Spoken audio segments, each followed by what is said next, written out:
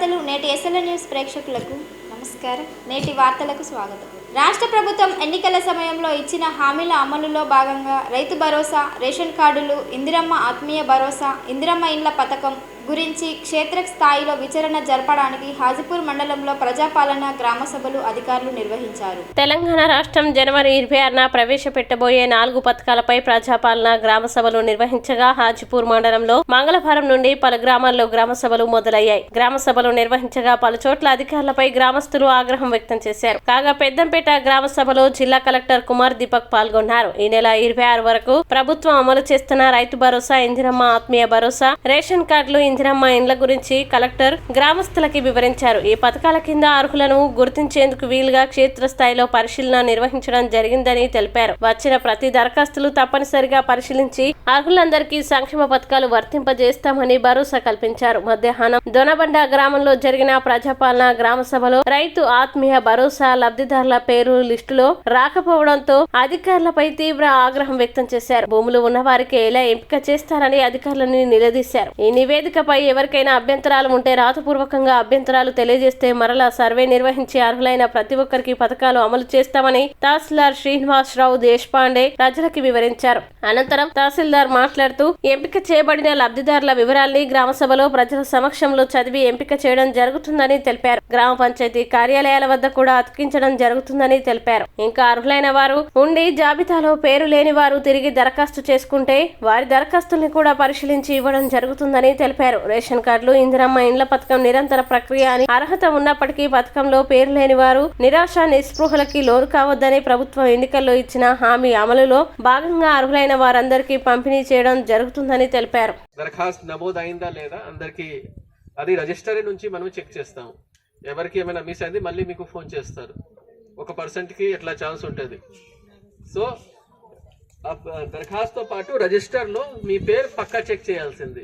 మీ పేరు రిజిస్టర్లో రాసిరా లేదా మీ సంతకం కూడా తీసుకుంటారు. అక్కడ ఉన్నాయి అంటే దానిలో 100 మందికి నమోదైంది, 100 మందికి మన దగ్గర దరఖాస్తు వచ్చిందా లేదా, అప్లికేషన్ వాళ్ళకి ఎంక్వైరీ రిపోర్ట్ వచ్చిందా లేదా, అక్కడే నుంచి మనం చెక్ చేస్తాం. సో అక్కడ రిజిస్టర్లో కొంతమంది నా దగ్గరకి వస్తున్నారు, సార్ ప్రజాపాలన టైంలో దరఖాస్తు ఇచ్చాను, రిజిస్టర్లో రాయలేదు, అది రిసిప్ట్ కూడా ఇవ్వలేదు, అట్లా ఇస్తే 2,50,000లో ఒకటి దరఖాస్తు ఎక్కడ వెతకాలి, అది మనకి కూడా ఇష్యూ ఉంటుంది. కాబట్టి రిజిస్టర్లో పక్కా చెక్ చేయాల్సింది. ఓకే, ఇందిరమ్మ ఆత్మీయ భరోసాలో ఏమి ఇలాంటిగా డౌట్ లేవు అంతే సార్. ఎవరైనా 20 రోజు లాస్ట్ ఇయర్ 20 రోజు ఉపాధి హామీ కింద పని చేశారు వాళ్ళకి భూమి ఎలాంటిగా లేవు, వాళ్ళకి ఇందిరమ్మ ఆత్మీయ భరోసా 12,000 సంవత్సరంకి వస్తుంది. ఇప్పుడు 6,000 వస్తుంది, మళ్ళీ ఇంకా ఒకసారి 6,000 ప్రతి సంవత్సరం 2 సారి. ఎట్లా రైతు భరోసా ఎట్లా వస్తుంది సేమ్గా. సో మీ అందరూ మీ పేరు అదే తర్వాత కూడా పేరు మిస్ అవుతుంది అంటే ఎక్కడైనా ఏమైనా ప్రాబ్లమ్స్ ఉన్నాయి. సో అట్లా మిస్ కాకుండా మనం చూస్తాము. అండ్ ఎవరికి దరఖాస్తు ఇక్కడికి వచ్చినాయి అంటే మన దానికి పక్క ఎలిజిబిలిటీ ఉంటుంది అంటే వస్తుంది. 1 minute చెప్తాను ఎట్లా. సపోజ్ మీ ఇంటిలో అందరికి రేషన్ కార్డులో పేరు ఉంది, ఎక్స్ప్లిక్ చేయడానికి సెపరేట్ గా దరఖాస్తు రాయాలి. ఈ రేషన్ కార్డు నుంచి నా కుటుంబాలకి పేరు తీసేసి ఒక సెపరేట్ రేషన్ కార్డు ఇవ్వాలి. అట్లా ఒక తెల్ల పేపర్లో దరఖాస్తు ఇవ్వండి. అసలే పేరు లేవు అంటే ఇంటిలో కూడా ఎవరికి రేషన్ కార్డు లేవు అండ్ పేరు కూడా రాలేదు అంటే ఫార్మేట్ ఉంది, దాన్ని బట్టి ఎంతమంది ఉంటారు అట్లా మనకి లిస్ట్ ఇచ్చేసేయండి. కొంతమంది ఎడిషన్కి అప్లై చేసి ఉన్నారు, వాళ్ళకి ఇప్పుడు రేషన్ కార్డు వస్తున్నాయి. కానీ 1-2 years బ్యాక్ ఎవరైనా కొత్త పిల్లలు పుట్టిండు అట్లా ఏమైనా ఉంటుంది, ఎడిషన్కి కూడా ఇవ్వండి, మనం దానికి ఆన్లైన్ చేస్తాం. సో ఎవరైనాకి ఎలిజిబిలిటీ ఉన్నాయి అందరికీ వస్తుంది. ఓకే, సో దరఖాస్తు తీసుకోవడానికి అది రిజిస్టర్ పెట్టారా?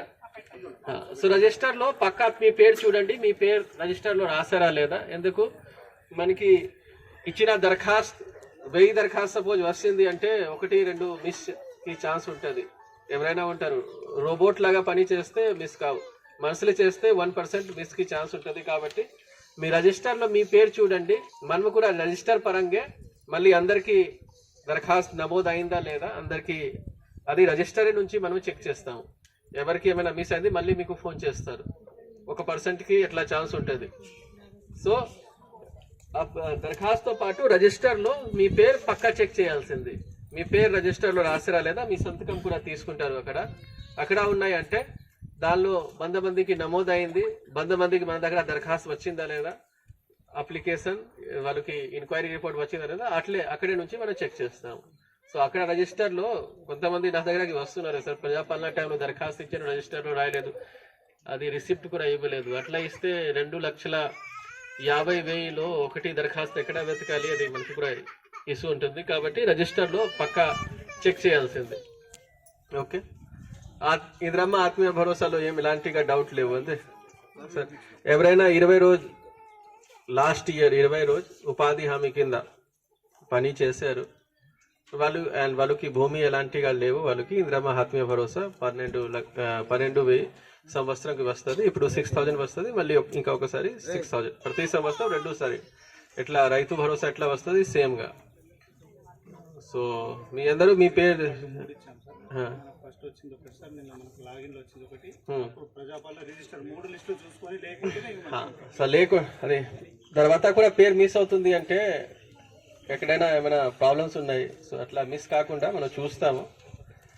అండ్ ఎవరికి దరఖాస్తు ఇక్కడికి వచ్చినాయి అంటే మన దానికి పక్క ఎలిజిబిలిటీ ఉంటుంది అంటే వస్తుంది.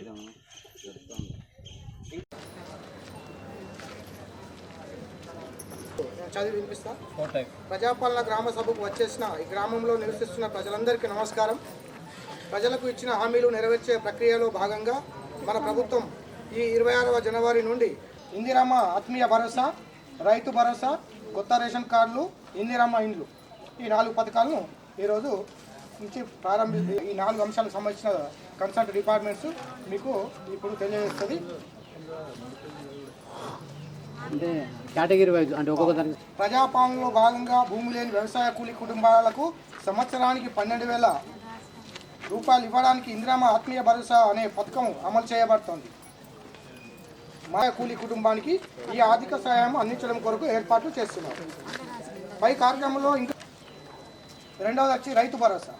వ్యవసాయ అభివృద్ధి మరియు రైతు సంక్షేమం మన ప్రభుత్వం వర్తించదు. మన గ్రామంలో ఉన్న రైతులందరూ ఈ పంట పెట్టుబడి సహాయాన్ని సద్వినియోగం చేసుకోవాలని కోరుచున్నాము. ఆమోదించుకొని అదనపు కుటుంబ సభ్యులను చేర్చడానికి ఏర్పాట్లు చేస్తున్నాం. ఇంతే కాకుండా ఎవరైనా కొత్తగా దరఖాస్తులు ఇవ్వదలుచుకుంటే వీటిని కూడా స్వీకరించి పరిశీలన చేయబడతాయి. కూడా దరఖాస్తులు ఇవ్వవచ్చు. వీటిని కూడా పరిశీలన చేయబడదు. పరిశీలన పూర్తయిన తర్వాత అర్హులందరికీ రేషన్ కార్డు జారీ చేయబడతాయి. ఇందిరమ్మ ఇండ్ల విషయానికి వస్తే గత గ్రామ సభ ఉద్దేశమే అది.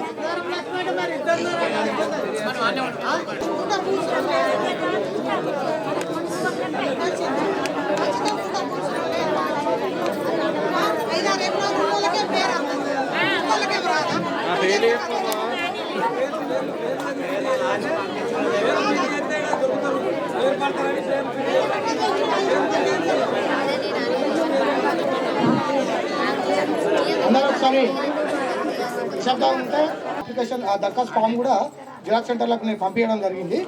తీసుకొని అవి ఇచ్చేయండి, తీసుకుంటాం. ఈరోజు ఏ టైంకైనా పర్లేదు, మీరు ఇవ్వండి. ఓకే, నేను 3వ అంశం ఇందిరమ్మ ఇల్లుకు మాట్లాడుతున్నామా. ఒక 2 నిమిషాలు.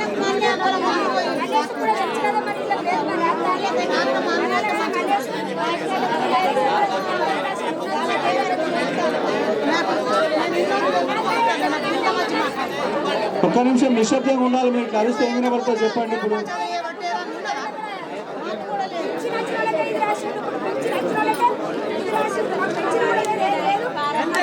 అవునమ్మా, దరఖాస్తులు ఇవ్వండి, మళ్ళీ వస్తాం ఎంక్వైరీ కంటే. ఈరోజు అయిపోయేది కాదు గ్రామ సభ. మొత్తం అక్కడికి వచ్చిన లిస్టులే, ఆన్లైన్లో వచ్చిన లిస్టులే. ఇక్కడ మనం చేసినట్టు జాబ్ కార్డు అయినా రేషన్ కార్డు అయినా రైతు భరోసా అన్నీ అక్కడి నుండి వచ్చినాయి. కాబట్టి మీరు మళ్ళీ అప్లికేషన్స్ ఇవ్వండి.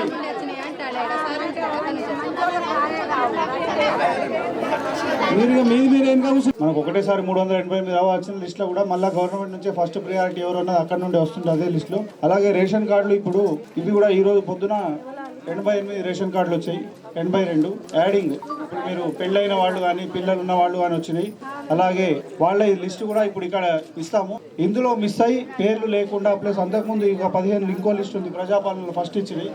ఈ లిస్టులలో ఏవి కూడా పేర్లు లేని వాళ్ళు ఉంటేనే దరఖాస్తు చేయండి, లేకుంటే మళ్ళీ డబుల్ అవుతాయి. ఇప్పుడు ఈ లిస్టు కూడా ఇక్కడ ఉంటుంది సెక్రటరీ దగ్గర. ఫస్ట్ ప్రజాపాలన ఇచ్చిన 15 ఉన్నాయి. ఏ విధంగా అయినా మీరు ఇవ్వచ్చు. రేషన్ కార్డు రాకుండా యాడింగ్ లో ఏది మిస్ అయినా లిస్టు చూసుకున్నాక ఇవ్వండి. అలాగే ఇంతకుముందు అగ్రికల్చర్ ఆఫీసర్ గారు చెప్పినట్టు ఏమైనా వెంచర్లు చేస్తున్న వాటికి ఏమన్నా ఉంటే మాత్రం ఖచ్చితంగా వాటికి రైతు భరోసా రాదు, తీసేయడం జరుగుతుంది. నాలా కన్వర్షన్ చేయకుండా మీరు వ్యవసాయ భూములల్లో ప్లాట్లు చేసి 2 గుంటలు అమ్మిన భూములన్నీ మీకు చెప్పకుండా కూడా తీసేయడం జరుగుతుంది. మా దగ్గర డాటా ఉంది, అది ముందే చెప్తాము. వాళ్లకు రైతు భరోసా రాదు. సిస్టమ్ బేస్డ్ తోటి వెళ్ళిపోతుంది. గుంటల్లో రిజిస్ట్రేషన్ అవుతుందంటే ఆటోమేటిక్గా సిస్టమ్ కంప్యూటర్ తీసేస్తుంది. ఎందుకంటే అన్ని 2, 3 గుంటలు చేసుకుంటూ అమ్ముతున్నారు. అప్రూవల్ లేఅవుట్లు ఉన్నాయి, డిటిసిపి అప్రూవల్ ఉన్నాయి. అవన్నింటినీ రైతు భరోసా నుంచి తీసేయడం జరుగుతుంది. వాళ్లకు రైతు భరోసా రాదు. నాకు పాస్బుక్ ఉన్నది అనుకుంటారు కానీ 2 గుంటలు అమ్ముతున్నారు. వాళ్ళందరి ఆ నంబర్లన్నీ ఐడెంటిఫై అయినాయి, కంప్యూటర్ జనరేట్ చేస్తుంది.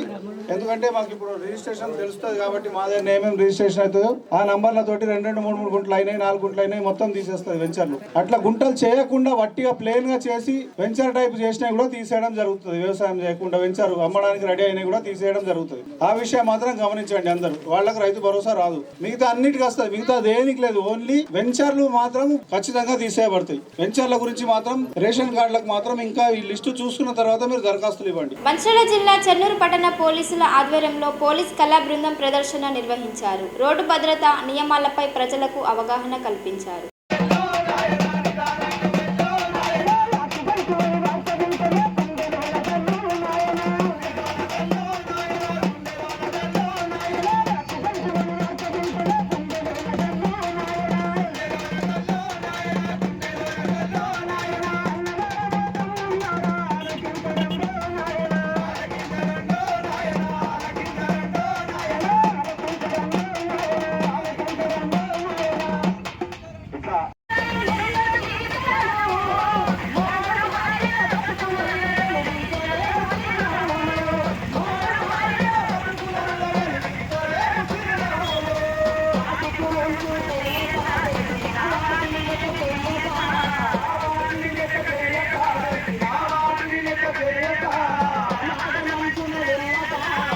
గవర్నమెంట్ ఈ యొక్క సంస్కృతి శాఖ తెలంగాణ సంస్కృతి శాఖ తరఫు నుంచి మన చెన్నూరు పట్టణానికి వచ్చినటువంటి ఈ యొక్క బృందానికి అందరికీ ప్రత్యేకంగా కృతజ్ఞతలు తెలుపుకుంటున్నాం.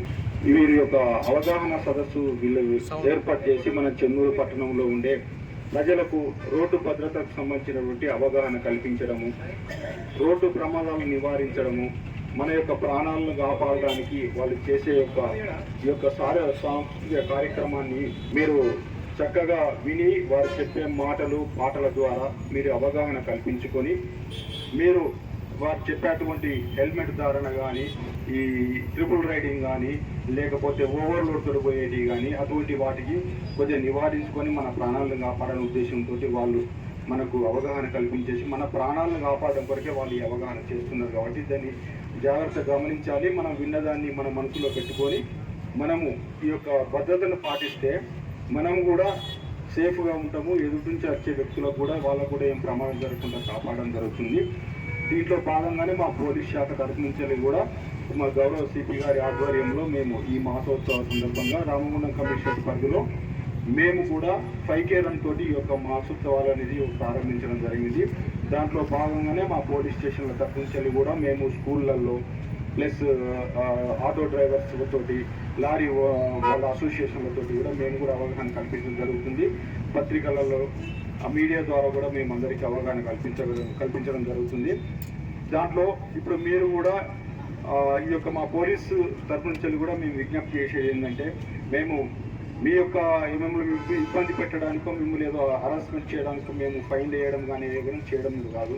ఎందుకంటే మీకు హెల్మెట్ ఉంటే కింద పడ్డా కూడా ఏం చేసినా కూడా హెల్మెట్ ఫైన్ వేస్తున్నాం అంటే మేము మీ యొక్క ప్రాణాలను దృష్టిలో పెట్టుకొని వేయడానికి కొరకే మేము చేస్తున్న పని. అది మీ యొక్క సేఫ్టీ కొరకు దృష్టిలో పెట్టుకొని మేము చేస్తున్నాం. దాన్ని మీరు పాజిటివ్గా తీసుకొని మా పోలీసు కూడా మీరు కోఆపరేట్ చేయాలి. అలాగే వచ్చింది ఇప్పుడు ఆటోలలో చాలా మందిని మేము వెహికల్ చెకింగ్ చేసేటప్పుడు చూస్తూ ఉంటాం. ఆటోల పరిమితికి మించి అంటే దాని మన కెపాసిటీ ఆటోకు 6 or 7 ఉంటుంది. దాంట్లో 20 మందిని 15 మందిని పెట్టుకొని తీసుకొని పోతా అంటారు. ఎందుకంటే డ్రైవర్ ముందట ఒకటే డ్రైవర్ సీట్లో డ్రైవరే కూర్చోవాలి, పక్క వంటి అటో ఇద్దరు పెట్టుకొని పోతా అంటే డ్రైవర్ నడపడానికి కూడా ప్రాబ్లం అయిపోతే వాళ్ళు కొంచెం నడపరాకుండా కొంచెం ఇట్లా అన్నదంటే అందులో ఉన్న 10-15 మంది చనిపోయే ప్రమాదం ఉంటుంది. అలాగే ఇటువంటి పాటించేసి ఇప్పుడు ఆటో డ్రైవరు సరే ఆయన జీవనోపాధి కావాలి, కానీ జీవనోపాధి కంటే కూడా ప్రజలకు అందులో పోయే వాళ్ళ జీవితాలు ఇంపార్టెంట్. మన ప్రాణం పోతే తిరిగి రాదు కాబట్టి ఆటో డ్రైవర్స్ కూడా అంత పరిమితి నుంచి తీసుకోబోదని చెప్తున్నాం. అలాగే 2 వీలర్స్ నడిపే వాళ్ళు ఎవరైనా కూడా హెల్మెట్ ధరించాలి, ప్రాపర్గా డాక్యుమెంట్స్ అన్ని పెట్టుకోవాలి, అందరి దగ్గర లైసెన్స్ ఉండాలి, ఇన్సూరెన్స్ కంపల్సరీ ప్రతి ఒక్కరి దగ్గర ఉండాలి. ఎందుకనంటే పోలీస్ స్టేషన్ చాలా మంది యాక్సిడెంట్ అయిన వాళ్ళు వస్తారు, వచ్చిన తర్వాత ఇన్సూరెన్స్ ఉన్నదా మీ బండి కంటే మాకు ఇన్సూరెన్స్ లేదంటారు. ఇన్సూరెన్స్ లేనప్పుడు నీకు దెబ్బ తాకినా నీ ప్రాణాలు పోయినా ఎదుటి వాళ్ళ ప్రాణాలు పోయినా కూడా ఇన్సూరెన్స్ లేదనుకో, ఇన్సూరెన్స్ క్లెయిమ్ చేయడానికి రాదు. దాంతో అప్పుడు ఏమవుతుంది, నువ్వు కోర్టులో కొట్టి నీకు నీ ఇన్సూరెన్స్ కనుక్కోకుండా ప్రమాదం జరిగినప్పుడు నీ ఇన్సూరెన్స్ ఉంటే ఆ ఇన్సూరెన్స్ వాళ్ళు క్లెయిమ్ చేసుకుంటారు. ఆ ఇన్సూరెన్స్ ప్రాపర్గా నువ్వు టైం టు టైం రెన్యువల్ చేసుకోవాలి, లేకపోతే మళ్ళీ దాన్ని కొత్త తీసుకొని ఇంకో ఇన్సూరెన్స్ చేసుకునే విధంగా చేసుకోవాలి. ఇన్సూరెన్స్ని కంపల్సరీ దగ్గర పెట్టుకోవాలి. ఉంటే అది ఇన్సూరెన్స్ ఉంటే నీకు సేఫ్టీ అన్నట్టు. వాళ్ళకు డబ్బులు కట్టాలంటే నువ్వు ఇంట్లో నుంచి కట్టలేవు కదా, అదే నువ్వు వాళ్ళకు ఇన్సూరెన్స్ కంపెనీ వాళ్ళకు నువ్వు పే చేసే 10,000-12,000 ఎంత ఉంటుందో అవి ఇస్తే నీకు వాటి 1,00,000, 2,00,000, 10,00,000 ఖర్చు అయినా కూడా ఇన్సూరెన్స్ కంపెనీ పే చేస్తారు కాబట్టి నీకు సేఫ్టీ ఉంటుంది. కాబట్టి అందరూ డాక్యుమెంట్స్, ఇన్సూరెన్స్, హెల్మెట్ సంబంధించినటువంటి అన్ని నియమాలు పాటిస్తూ ఈ యొక్క మన చెన్నూరు మండలం సంబంధించినటువంటి అందరూ ఎట్టి పరిస్థితుల్లోనూ వేరేటోళ్ళకి ఇబ్బంది కాకుండా మీరు ప్రమాదాలకు గురి కాకుండా ఉంటారని చెప్పి మరొక సందర్భంగా ఈ యొక్క వీళ్ళకు మరొకసారి కృతజ్ఞతలు తెలుపుకుంటూ మీరు ఇలాగే అవగాహన చేయాలని చెప్పి కోరుకుంటూ సెలవు తీసుకుంటాం. మంచిర్యాల జిల్లా భీమారం మండలం పోలంపల్లి గ్రామ సభలో గందరగోళం నెలకొంది. మొదటి విడత రేషన్ కార్డుల లిస్టులో తమ పేర్లు రాలేదని గ్రామ సభలో కొత్త రేషన్ కార్డుల కోసం దరఖాస్తులు చేసుకున్న వారు ఆందోళన చేపట్టారు. కొత్త రేషన్ కార్డుల కోసం కొన్నేళ్లుగా ఎదురు చూస్తున్నా తమకు నిరాశ మిగిలిందని ప్రజలు ఆగ్రహం వ్యక్తం చేశారు. గ్రామ సభను రద్దు చేసి గ్రామంలో మళ్లీ సర్వే చేపట్టాలని డిమాండ్ చేశారు. అర్హులైన లబ్ధిదారులకి రేషన్ కార్డులు మంజూరు చేయాలని అధికారులని నిలదీశారు.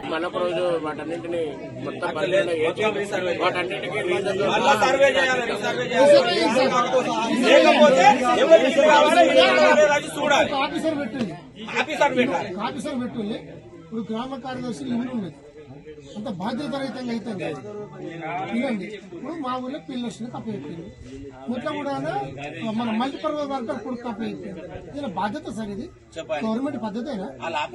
లేవన్నా ఆఫీసర్లా ఒక ఆఫీసర్ ఒక్క కార్యదర్శి బడి ఇంకా రెవెన్యూ డిపార్ట్మెంట్ నుంచో ఎవరు వస్తే ఒక బాధ్యత రహితంగా ఉంటుంది. ఇప్పుడు ఎవరు ఇప్పుడు దీని బాధ్యతలను నక్కలైనా వహిస్తారా, లేకుంటే దుబ్బాలైన కొడుకు వహిస్తాడా? ఆయన ఏమని అడుగుతావు నువ్వు? ఒక్క ఫోటో తీసాడు మధుకర్ తీసింది. ఇప్పుడు మధుకర్ ఏమంటే నేను ఫోటో తీసి మాత్రం నాకెవరికి అంటారు, మా పేరు లేదంటే మేము గల్లబట్టి అడిగేటువంటి ఒక బాధ్యత. ఇప్పుడు మధుకర్ ఏమని అడుగుతావు?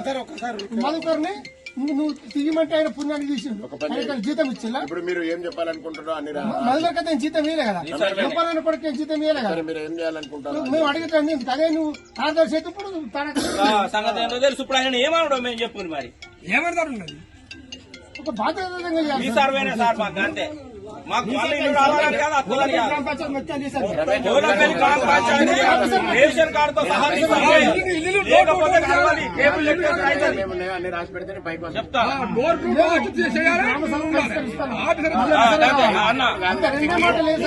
ఏముండదో రాయి. ఇదే ప్రాబ్లం. అరే ఇప్పుడు పక్క 19 చెప్పు ఏం సర్వే చేసి సర్వే ఏం జరిగిందో రాకపోతే మళ్ళీ ఒక దరఖాస్తు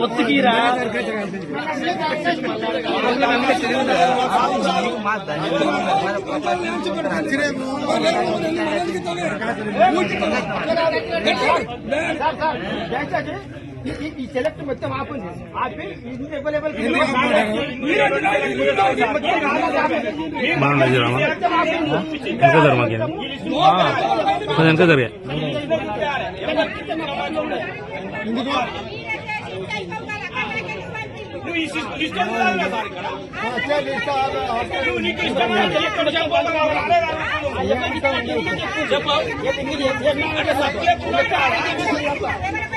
లిస్టు చెప్తే ఈ చెల్లెకి మొత్తం మంది కావాలి.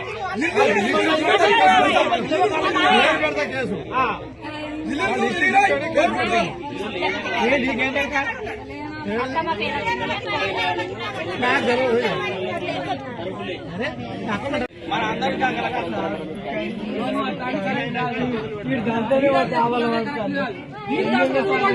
అరే నా పేరే లేదు, అప్పుడు నేను చూసుకున్నాను. నా పేరే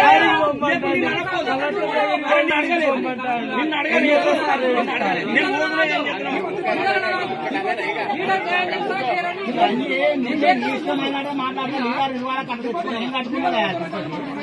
వంద చూసిన నేను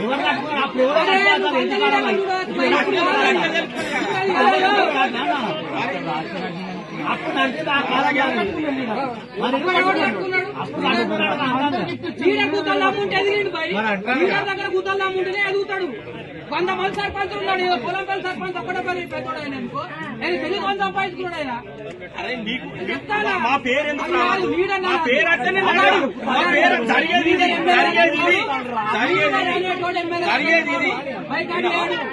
నువ్వు అన్న సార్ వాళ్ళ ఇంటికాడ ఉన్న నేను నిన్ను అంటారా నేను, కానీ మా పేరు ఎందుకు రావాలి? జరిగేది అది ఇది జరుగుతుంది.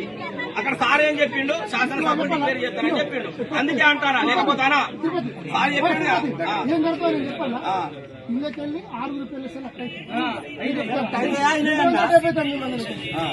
పోలం పెళ్లికి 6 అది కూడా కూర్చుందానికే 100% అరే నా పేరే లేదు, నాకు కావాలని నేను ఎందుకు కాదు. పోలం పెళ్లికి సెలెక్ట్ అయింది 6.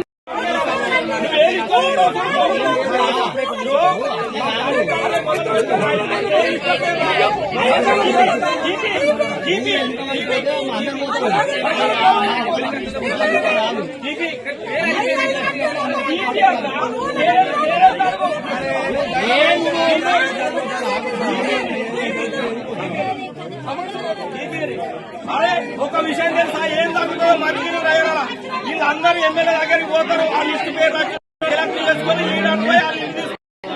మన పేరు రాలే, మనకు అన్యాయం 100% ఇదే తీసుకున్నాడు. ఎవరు నేను తీసుకోలేదు, అడగలే. ఇప్పుడు అడిగేది జరుగుతుంది, ఇప్పుడు అడిగేది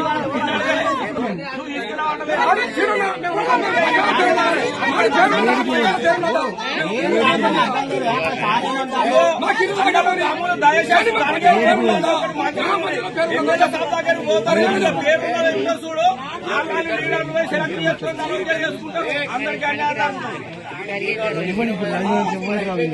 ప్రభుత్వం చేపట్టిన ప్రజాపాలన దరఖాస్తులను మరోసారి పెట్టుకోవాలని పట్టణాల్లో, గ్రామాల్లో అధికారులు వార్డు సభలు, గ్రామ సభలు నిర్వహించారు. ఈ సందర్భంగా మంచిర్యాల జిల్లా బెల్లంపల్లి పట్టణంలోని కన్నాల బస్తీలో ఏర్పాటు చేసిన వార్డు సభలో RDO Harikrishna, municipal chairperson Jakkula Swetha ఆధ్వర్యంలో వార్డు సభ నిర్వహించారు. గతంలో మంజూరు చేసిన వారికి ఇందిరమ్మ ఇల్లు మంజూరు చేశారని బస్తీ మహిళలు ఆర్డీఓ హరికృష్ణాన్ని నిలదీశారు. తాము ఎన్నో ఏళ్లుగా అష్టకష్టాలు పడుతూ కిరాయిలకి ఉంటున్నామని, మాకు ఇందిరమ్మ ఇల్లు కేటాయించకుండా ఉన్నవారికి కేటాయిస్తున్నారంటూ ఆగ్రహం వ్యక్తం చేశారు. దీంతో అక్కడి నుండి RDO Harikrishna, municipal chairperson Jakkula Swetha వెళ్లిపోయారు. పోలీసుల రంగప్రవేశంతో గొడవ సద్దుమణిగింది. ఇప్పటికైనా అధికారులు స్పందించి అర్హులైన వారికి ఇందిరమ్మ ఇల్లు ఇప్పించాలని పలువురు బస్తీవాసులు కోరారు.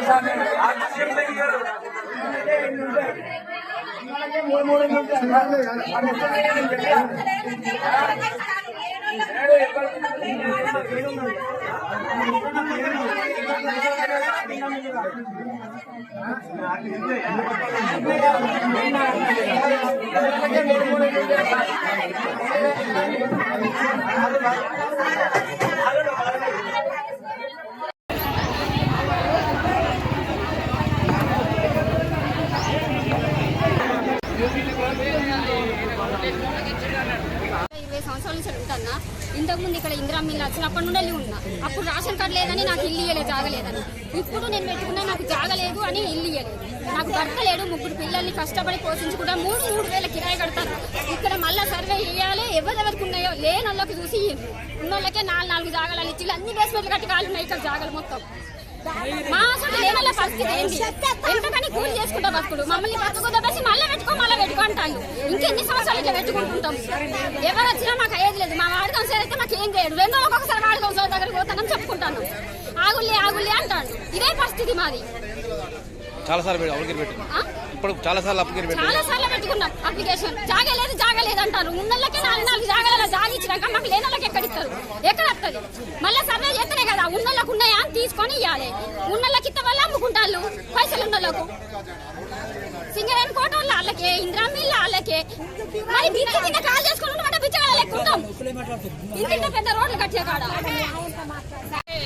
చేసుకున్నాం సార్. మాకు ఇల్లు లేదు. మా పిల్లలు చిన్నప్పుడు మా భర్త చనిపోయింది. కష్టం చేసి పిల్లలను జాగుకున్నాం. ఉందమ్మంటే ఇల్లు లేదు. ఎన్నిసార్లు అప్లికేషన్ పెట్టుకున్నా జాగున్నోళ్ళకే అంటారు. జాగలేని వాళ్ళకి ఏది లేదా సార్? మరి జాగున్నోళ్ళకే ఇల్లు వస్తా, ఏం లేని వాళ్ళు రోడ్డు మీద ఉంటున్నాయినా? మరి ఉన్నోళ్ళకే ఇల్లు వస్తానే అన్నీ వస్తాయి. లేని వాళ్ళ పరిస్థితి ఏంటి సార్? వేరే వాళ్ళని చూసి ఇవ్వండి మీరు కూడా. ఎప్పటినుండో ప్రతిసారి ఇందిరా మిల్లు అప్పుడు పెట్టినాం, డబుల్ బెడ్రూమ్ ఎప్పుడైతే ఏం రాలే మాకు.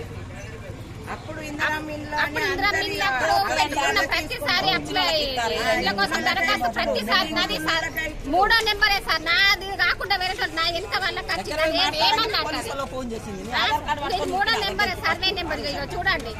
అప్లికేషన్ పెట్టిన ఫామ్ 3వ నెంబర్ వదిలేసి వేరే వాళ్ళకి ఎట్లా వస్తుంది? మీ కూలి పని చేసుకుంటే కూలికి ఒక పనులు పడగొట్టుకొని జిరాక్స్లకు వీటికి కూడా మాకు ఇదే అయిపోతుంది మా సంపాదన. తిందామంటే తిండికి లేకుండా కూడా ఇల్లు ఉండాలి కదా సార్ ఎవరికైనా కూడా. జాగున్న వాళ్ళకే ఇల్లు అంటే లేని వాళ్ళకి ఏది అర్థం? మరి 8 సంవత్సరాలు అవుతుంది. కేసీఆర్ ఉన్నాక పెట్టినాం మేము. పెడితే రాలే, అప్పుడు పక్క పడేసిర్రు. ఇప్పుడు పెట్టినాం మళ్ళీ. ఇప్పుడు రాలేదు మాకు రేషన్ కార్డు. మాకు రేషన్ కార్డు రాలేదు, మాకు ఇల్లు రాలేదు, ఏది రాలేదు మాకు. ఎందుకు సార్? మరి మాకు 10,000 పింఛనే, 11,000 వస్తుంది పింఛని. ఎంత వస్తుంది పింఛని? ఎంత వస్తుంది అని ఇంటికి వచ్చి రూపాయలు చెప్తాడు ఆయనే మమ్మల్ని. అడిగితే ఏమంటాడు? అత్తది అంటాడు. కేసీఆర్ ఉన్నాక పెట్టాం మేము. పెడితే రాలేదు. 8 సంవత్సరాలు అయితే నేను రిటైర్డ్ అయ్యి. మరి ఎందుకు రాదు మాకు? దేనికి రాదు? మా కొడుకు వెళ్ళి పెడితే ఎమ్మెల్యే ఇప్పుడు వచ్చిపోయినా అన్నదట. అత్తది పో అన్నదట. చైర్మన్ దగ్గర వేయండు. మరి ఇప్పుడు మేము ఎక్కడ పోవాలి? ఎడికి పోయి అడగాలి సార్? మరి ఎక్కడ పోయి అడుగులో చెప్పు అని అంటే ఉరుకుతాంది. పోలీసు వాళ్ళు రప్పించుకొని ఉరుకుతాంది ఆమె. నేను అడిగిన ఆధార్ కార్డు కొంచెం గట్టిగా అడిగిన వల్ల ఉరుకుతాని ఆగుతలేదు అక్కడ. మంచిర్యాల జిల్లా చెన్నూరులో అధికారులు గ్రామ వార్డు సభల నిర్వహణ చేపట్టారు. కొత్త రేషన్ కార్డులు, ఇందిరమ్మ ఇళ్ల కోసం గతంలో దరఖాస్తు చేసుకుని వారు సభల్లో దరఖాస్తు చేసుకోవచ్చని అధికారులు పేర్కొన్నారు. జనవరి 26న గణతంత్ర దినోత్సవం నుంచి అమలు చేరున్న పలు ప్రభుత్వ పథకాలు లబ్ధిదారుల కోసం అధికారులు రేటు నుంచి తుది కసరత్తు చేస్తున్నారు. పథకాల అమలు ప్రక్రియలో భాగంగా ఈ రోజు నుంచి ఈ నెల 25 వరకు పంచాయతీల్లో గ్రామ సభలు, నగరాలు, పట్టణాల్లో వార్డు సభల్ని అధికారులు నిర్వహించనున్నారు.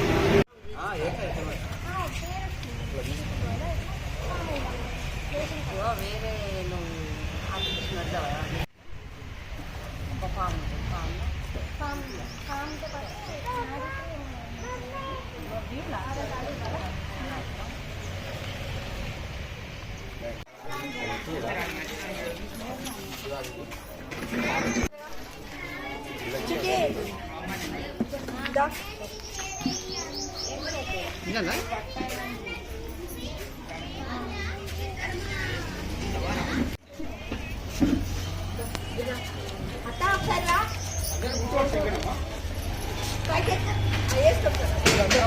అందరూ కూర్చోమన్నారు.